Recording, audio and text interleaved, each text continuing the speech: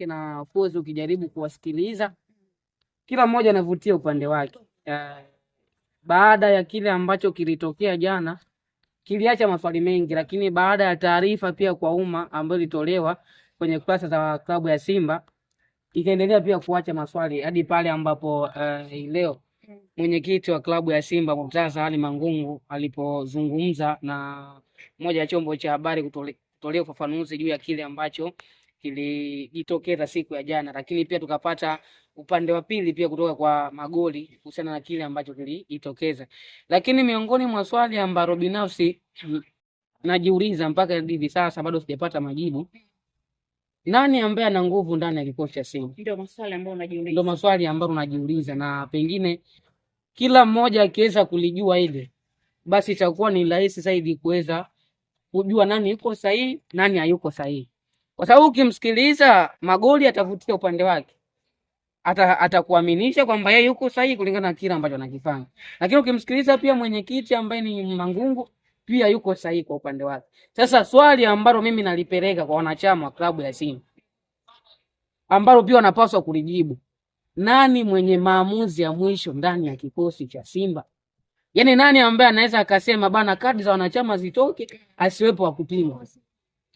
Nani wa kusema kadi zisitoke, asiwepo wa kuuliza maswali? Najua kwenye klabu ya Yanga kwa mfano, mwenye kauli ya mwisho tunajua ni President Engineer Al Said. Yeye ndo anaweza akasema jambo fulani lifanyike na wengine wote wakafuatia, usio na kipingamizi chochote. Sasa kwa klabu ya Simba tuulizane mimi na wewe, kati ya Mangungu, kati ya Mohamed Dewji, kati ya Magoli na wengine wote pamoja na bodi kwa ujumla, nani mwenye maamuzi ya mwisho? Kwa sababu changamoto imekuwepo ni kwamba katiba haifuatwi. Sasa kama tunataka kuifuata katiba, lazima tupate mwongozo kwa yule mwenye mamlaka ya kuamua bana, ndo wakati sasa wa kuanza kuitumia katiba. Kama lengo ni kwamba kadi za wanachama zitatoka ama zitoke, nani ambaye anapaswa kuwajulisha wanachama ama mashabiki wa klabu ya Simba kwamba huu ndo muda sahihi wa sisi kutoa kadi za wanachama? Kwa sababu ukitazama kwa namna ambavyo hali ilivyo kwa upande wa Simba, mwenye nguvu ni Murtaza Ali Mangungu, linganisha na mwekezaji ambaye ana 49%. Sasa nani ambaye anampangia Mangungu cha kufanya ndani ya Simba? Sababu yeye ndo mwenye maamuzi ya mwisho. Yeye ndo anaweza kuitisha mkutano bila kujali sio kuna swala la bodi, sio kuna mdhamini. Yeye ndo mwenye maamuzi ya mwisho. Sasa ndo swali ambalo najiuliza, kama sasa Mangungu ana hiyo nafasi ya kufanya hivyo, nani mwenye hiyo nafasi? Tukiangalia kwa ambacho kimetokea hapo jana, ninachojua kinachowasumbua Simba ama kinacholeta huu mgogoro ni watu wataka kufuata katiba. Kwa sababu taasisi kama Simba ama timu hizi zinaendeshwa na katiba. Kwa sababu hizi ni timu za wanachama, sio timu ya mtu. Sasa anachokipambania Mangungu ni kutambua kwamba hii timu sio ya mtu fulani.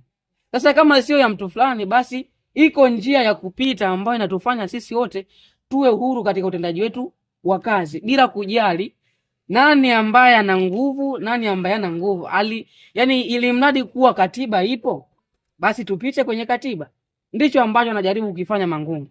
Lakini ukijaribu pia kusikiliza upande wa kwa maana Magoli, anachojaribu kukizungumza ni kwamba hawakushirikishwa, si ndio?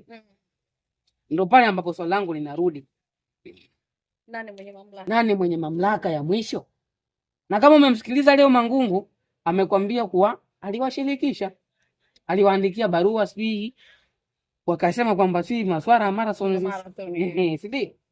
Maana yake inaonekana ujumbe ulifika, lakini pengine labda ukupokelewa ama ukujibiwa kwa wakati. Na kwa sababu yeye ndo anaamini kwamba yeye ndo mwenye mamlaka, akafanya kile alichokifanya. Sasa ndo hapo tunaporudi kwamba kama ni kweli bodi haikushirikishwa, ndo swali langu linaporudi, swali la msingi, kati ya bodi, kati ya mwekezaji, kati ya Mangungu ambaye ndo mwenyekiti, nani mwenye nguvu? Yaani nani ambaye anaweza akasema leo mkutano na asiwepo wa kuuliza bila kujali umeshirikishwa ama hujashirikishwa? Kwa sababu ukitazama ile taarifa kwa umma namna ambavyo ukisoma inakuonyesha kabisa imetolewa na Magoli. Yes. Si ndio? Sasa mimi swali langu ninaporudi, Magoli ndo mwenye nguvu? Kwa sababu yeye alichokifanya kaenda kukanusha ile taarifa. Yaani mimi simhukumu yote kati ya hawa, lakini swali langu la msingi nijibiwe na wale ambao labda wananisikiliza ama wenye ufahamu kwenye hili. Inawezekana mimi ufahamu wangu ni mdogo kwenye hili, sijui sana kuhusu haya mambo ya masuala ya katiba, si nani, lakini swali langu la msingi ni kwamba kati ya hao nani mwenye kauli ya mwisho pale ndani ya klabu ya Simba?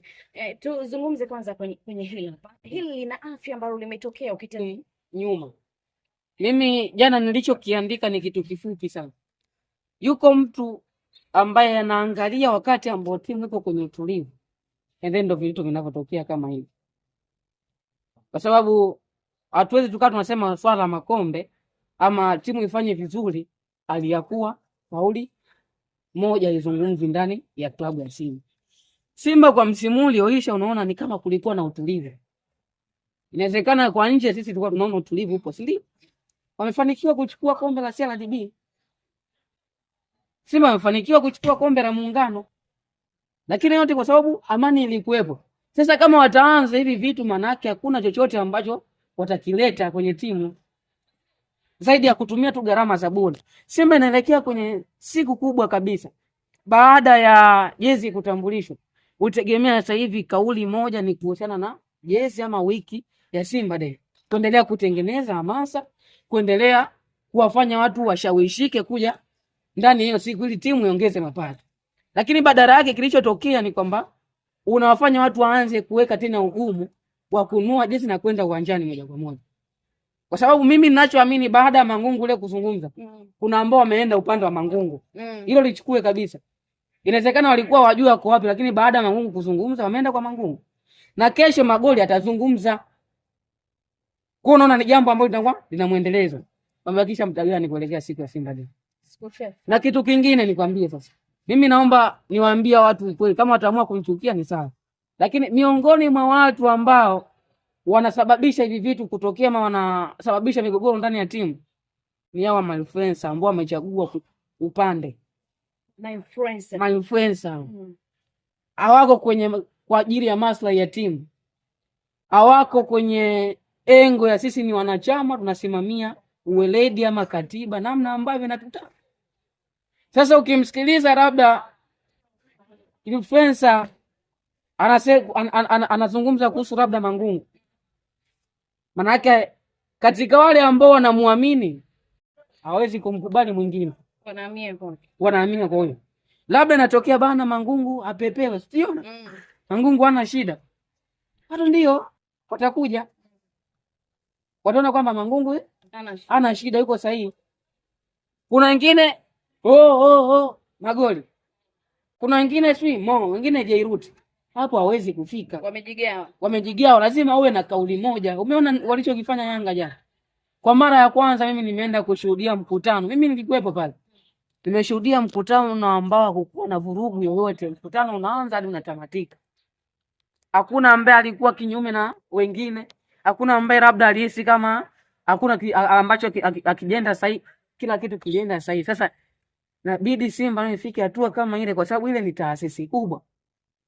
Kwa sasa hawa pia ma-influencer kuna namna ambayo wanatengeneza mipasuko ndani ya klabu kwa ile kwa maslahi yao binafsi. Kwa kitendo cha kuwa wanachagua upande, sisi tuko upande wa Mangungu, sisi tuko upande wa Magoli, sisi wa Jairuti, sisi wa Modei. Maana yake unaona kabisa mbali na kuwa kuna ile kauli ya kwamba uongozi umegawanyika, lakini hata hawa mashabiki pia ma-influencer wanasababisha wanasababisha hilo jambo litokee, ama wanasababisha mgawanyiko kwenye timu. Kwa sababu kama wote wapo kwa ajili ya maslahi ya timu, basi tusimame kwenye hilo. Wote tusimame kwamba kutetea maslahi ya timu kwa ujumla. Lakini kama wote kila mmoja na upande wake, kila mwingine na upande wake, maana yake hapa hamwezi kuwa sehemu moja, hamwezi kufikia mafanikio. Kwa hiyo pia hawa mashabiki kama ni fans hao wanapaswa kujua nini ambacho wanakihitaji kwa ajili ya timu. Kwa ajili ya timu na sio kwa ajili ya maslahi yao binafsi. Asilimia kubwa hapo kwa ajili ya wao. Sasa ndo unakuta kwa wale ambao hawajui kinachoendelea na kuna wachanganya. Yusufu, ambacho pia nimekiona, kwa sababu ukiniambia kuna mgogoro aliyakuwa mkutano unafanyika na mtu anakuja kukanusha, ama yeye anapokuwa anazungumza ni kama aliweza kupeleka barua kuambia kwamba atafanya mkutano na hajapata majibu mazuri, maana yake lazima kuna sintofahamu ambayo inaendelea. Kwa hiyo inawezekana tu hawezi kusema kwa sababu labda wakati bado, lakini hataki kuonyesha hilo sababu yeye ni kiongozi. Lakini naamini changamoto ndani ya Simba ipo, na ndio maana hivi vitu vimekuwa viishi. Kwa toka lini tunazungumza masuala ya sintofahamu ndani ya Simba? Si muda mrefu.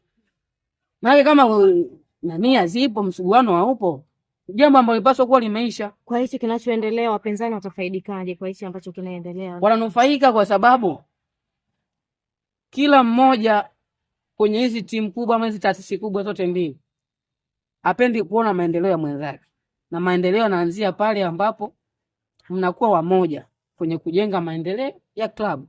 Lakini kama hamna hata moja, kwa maana mzungumzi kauli moja, ni ngumu kuweza kufikia mafanikio. Mimi naamini miongoni mwa sababu ambazo zimekuwa zikikwamisha Simba ndani ya misimu mitano kukosa ubingwa, pamoja na kuwa inawezekana ni masuala ya kiufundi, lakini swala la mgogoro pia lina asilimia kubwa kuchangia timu kufanya hiki kinachokifanya. Mimi naamini kuna misimu Simba hazidiwi kwa sababu labda ya sijui marefa, japokuwa kumekuwa na hiyo kauli, ama kwa ajili ya ubora wa pinzani, lakini ni kwa sababu ya wao. Manake kwa hali ilivyo ni kwamba wao kwa wao wenyewe hawaaminiani. Yaani wao wenyewe kwa hawaaminiani. Sasa utashinda kama iko hivi, utashindwa kusikia kwamba nani ameuza mechi. Utashindwa kusikia kiongozi amezungumza na wachezaji wasiperform. Maana yani maneno ambayo amekuepo, na kwa nini? Kwa sababu hivyo vitu hakuna maelewano mazuri. Na ndio maana inafika hatua hata baadhi ya watu ama najaribu kumuelewa engineer ama Yanga jana walivyoweka kile kipengele cha kwamba rais atateua msaidizi wake. Maana yake lengo la kwanza ni kufanya kazi na mtu ambaye anamwamini. Wanaelewana. Ama wanaelewana, wanazungumza lugha moja. Ndio lengo ambalo nadhani waliliangalia ama walijikita zaidi kwenye kubadilisha iko kipengele. Yaani mimi nilikuwepo pale, nimefuatilia mwanzo mwisho kuanzia kwa masuala ya bajeti na kila kitu. Kwa Simba wana vingi vya kujifunza kutoka Young Africans. Iko wazi. Yaani kama wanataka mabadiliko ya kweli, basi lazima ukubali kwamba kuna sehemu wanateleza. Na kama wanateleza, basi ni namna gani ambayo tunaweza kuliepuka ili na kurudi kwenye kile ambacho kitatusimamisha tena na kuonyesha ule ukubwa ambao tuko nao. Kwa sababu Simba wamekuwa na ile kauli ya kwamba wao ni wakubwa. Wao ni timu kubwa kwenye mdomo, lakini kwenye uhalisia vitu ndio kama hivi vinavyotokea. Kwa hiyo binafsi, swali la kwanza ambalo natamani kuacha nalo wanachama na mashabiki wa Simba kwa ujumla, wajue wao wanataka nini. Hilo jambo la kwanza. Jambo la pili, nani mwenye maamuzi ya mwisho ndani ya klabu ya Simba ajulikane. Na jambo la mwisho, amalize tofauti zao kwa kufuata katiba. It's not a game, it's a rich thing.